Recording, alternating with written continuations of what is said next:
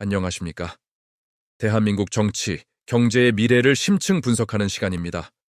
오늘은 2016년 1월을 기점으로 현재의 정치 지형과 경제 지표를 바탕으로 한 가상 시나리오를 통해 앞으로 3년간 대한민국이 마주할 수 있는 가장 우려스러운 상황을 그려보겠습니다. 이 시나리오는 특정 정치 세력에 대한 비판이 아닌 현재의 데이터를 기반으로 한 합리적인 추론이며 우리가 앞으로 어떤 선택을 해야 할지 고민하는 계기가 되길 바랍니다.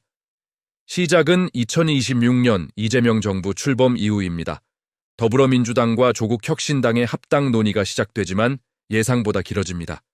정청래 최고위원과 조국 대표는 단순한 합당이 아닌 혁신당의 DNA, 즉 강경개혁 노선과 사회권 확대를 당의 핵심 가치로 삼아야 한다고 주장합니다.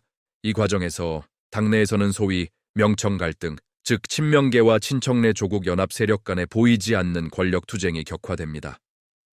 이재명 대통령이 중재에 나서지만 결국 지방선거를 앞두고 일단 합치자는 명분 아래 조건부 합당이 이루어집니다. 문제는 선거 이후입니다.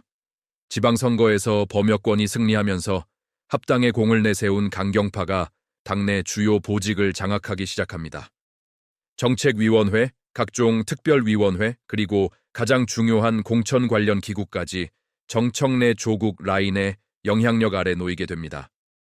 이재명 대통령의 실용주의 노선은 점차 힘을 잃고 당은 강경개혁파의 목소리에 좌우되는 구조로 재편됩니다.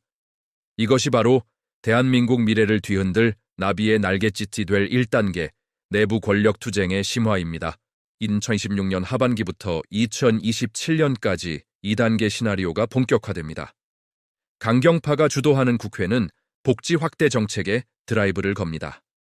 기본소득 지급 대상을 확대하고 모든 국민의 주거, 교육, 의료를 국가가 책임지는 사회권 강화 법안들을 쏟아냅니다. 저출생 문제를 해결하겠다며 파격적인 현금 지원책도 내놓습니다. 듣기에는 정말 좋은 정책들입니다. 하지만 질문은 항상 같습니다. 돈은 어디서 나오는가? 답은 이미 정해져 있습니다. 바로 증세입니다. 법인세 최고 세율을 다시 올리고 종합부동산세는 참여정부 시절보다 더 강력하게 부활합니다. 고소득층을 겨냥한 부유세 도입 논의가 급물살을 타고 다주택자의 양도소득세는 징벌적 수준으로 강화됩니다. 문제는 이런 정책들이 부자들만 겨냥하지 않는다는 점입니다. 늘어나는 재정 적자를 감당하기 위해 결국 평범한 월급쟁이와 자영업자의 지갑까지 손을 뻗치게 됩니다. 이미 2026년 예산은 728조 원에 육박하고 연간 재정 적자는 100조 원을 넘어섰습니다. 국가 채무 비율은 51%를 돌파해 가파르게 상승 중입니다. 이런 상황에서 추가적인 확장 재정은 국가 경제의 시한폭탄 스위치를 누르는 것과 같습니다. 시장은 즉각 반응합니다. 국채 발행이 늘어나자 금리 인상 압력이 커지고 시중에 풀린 돈은 물가를 자극해 2.5% 이상 치솟게 됩니다. 서민들은 대출 이자와 물가 상승의 이중고에 시달립니다. 정부는 집값을 잡겠다며 규제를 강화하지만 오히려 공급 절벽을 심화시켜 주택 가격 불안정만 키웁니다. 청년들은 치솟는 집값과 월세에 좌절하고 좁아진 취업문에 절망합니다. 민생을 외치며 시작된 정책이 오히려 민생의 발목을 잡는 역설이 시작되는 것입니다. 2027년에서 2028년 시나리오 3단계에 접어들면 상황은 더욱 심각해집니다. 민생 파탄의 가속화 단계입니다.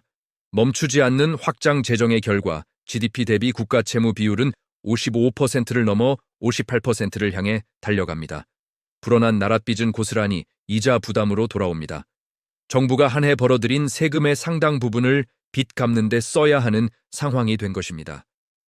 미래 세대의 주머니를 당겨 쓰는 것도 한계에 다다르자 결국 정부는 대규모 증세라는 최후의 카드를 만지작거리게 됩니다. 소득세, 그리고 모든 국민에게 영향을 미치는 부가가치세 인상까지 거론됩니다. 국민의 삶은 그야말로 벼랑 끝으로 내몰립니다. 물가는 잡히지 않고 기업들은 불어난 세금과 불안한 경제 상황에 투자를 줄이고 고용을 축소합니다. 청년 실업률은 다시 두 자릿수로 치솟고 에너지와 식료품 가격은 국제 정세와 맞물려 걷잡을 수 없이 오릅니다. 분명 정부는 복지 확대를 외치는데 내 삶은 왜 더 힘들어지는 걸까? 국민들은 혼란에 빠집니다. 복지 혜택은 특정 계층에 집중되는 반면 세금 부담은 소득이 있는 모든 국민, 특히 대한민국 경제의 허리인 중산층과 자영업자에게 집중됩니다. 월급에서 떼이는 세금은 늘고 가계 매출은 줄어드는데 세금 고지서는 더 무겁게 날아옵니다. 사회 곳곳에서 이건 아니다, 세금 때문에 못 살겠다는 원성이 터져 나오고 민생 파탄이라는 단어가 현실이 됩니다. 그리고 마침내 2028년과 2029년 마지막 4단계인 외교 고립 시나리오가 펼쳐집니다. 국내 경제가 총체적 난국에 빠지자 강경파는 위기 탈출의 해법을 외교 노선 변경에서 찾으려 합니다. 당을 장악한 조국, 정청래 라인은 목소리를 높입니다. 모든 문제의 근원은 굴욕적인 한미 동맹과 대미 편중 외교에 있다. 이들의 주장은 점점 더 큰 힘을 얻고 이재명 대통령의 실용주의 외교 노선은 설 자리를 잃게 됩니다. 구체적인 신호들이 나타나기 시작합니다. 차기 주한미군 방위비 분담금 협상은 의도적으로 지연되고 미중 갈등 현안에서 중립을 외치지만 사실상 중국의 손을 들어주는 듯한 발언들이 정부 고위층에서 나옵니다. 대통령의 방중이 성사되지만 실질적인 경제 성과보다는 정치적 수사에 그칩니다. 동맹국인 미국은 한국의 이런 행보에 깊은 우려와 실망감을 표합니다. 결과는 즉각적이고 치명적입니다. 세계 최강 대국이자 우리의 핵심 동맹인 미국과의 관계에 균열이 가자 국제사회에서 한국의 신뢰도는 급격히 추락합니다. 가장 먼저 타격을 입는 것은 경제입니다. 미국은 반도체, 배터리 등 핵심 산업 공급망에서 한국을 배제하려는 움직임을 보입니다. 첨단 기술 협력은 중단되고 월가 자본은 한국 시장에서 셔터를 내리기 시작합니다. 외국인 투자가 썰물처럼 빠져나가자 원화 가치는 폭락하고 환율은 급등합니다. 수입 물가가 천정부지로 치솟으며 국내 물가를 다시 한번 강타합니다. 심지어 미국도 마음대로 못 가는 나라가 될 수 있다는 흉흉한 소문이 현실이 될 수 있습니다. 우리 기업인과 연구자들에 대한 비자 발급이 까다로워지고 첨단 기술 장비와 부품의 수출 통제가 강화됩니다. 수출로 먹고 사는 대한민국 경제의 동맥이 막히기 시작하는 겁니다. 수출 기업들이 쓰러지고 대규모 실업 사태가 발생하며 민생 경제는 그야말로 회복 불가능한 나락으로 떨어집니다. 중국에 대한 경제 의존도는 더욱 심화되어 미중 갈등의 파고가 칠 때마다 한국 경제 전체가 흔들리는 취약한 구조가 고착화됩니다.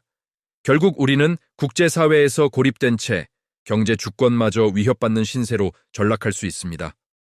2029년 이 가상 시나리오의 종착역에 도착했을 때 대한민국은 어떤 모습일까요? 국민들은 폭증한 세금과 고물가, 불안한 주거와 고용에 신음하고 있습니다. 복지는 확대됐지만 체감하는 삶의 질은 오히려 뒷걸음질 쳤습니다. 국가는 재정 지속 가능성 위기에 봉착했고 국제사회에서는 고립되었습니다. 경제 성장 동력은 꺼지고 외국인 투자는 자취를 감췄습니다. 이것이 우리가 마주할 수 있는 최악의 미래입니다. 물론 이것은 어디까지나 현재의 데이터를 기반으로 한 하나의 가상 시나리오일 뿐입니다. 현실에서는 이재명 대통령의 실용주의 노선이 힘을 발휘하고 당내 건강한 견제 세력이 작동할 수 있습니다. 예상보다 경제가 빠르게 안정되고 미중 관계 등 대외 변수가 우리에게 유리하게 작용할 수도 있습니다. 하지만 우리는 기억해야 합니다.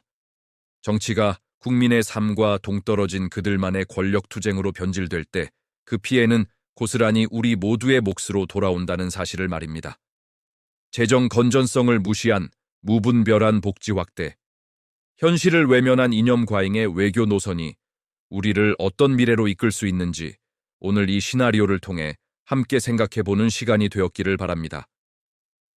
대한민국의 미래는 정치인들의 손이 아닌 바로 우리 국민들의 현명한 선택과 꾸준한 감시에 달려 있습니다. 오늘 준비한 내용은 여기까지입니다. 여러분의 생각은 어떠신가요? 댓글을 통해 자유롭게 의견을 나눠주시길 바랍니다. 내용이 유익하셨다면 구독과 좋아요, 알림 설정도 잊지 마세요. 더 깊이 있는 분석으로 다시 찾아뵙겠습니다. 감사합니다.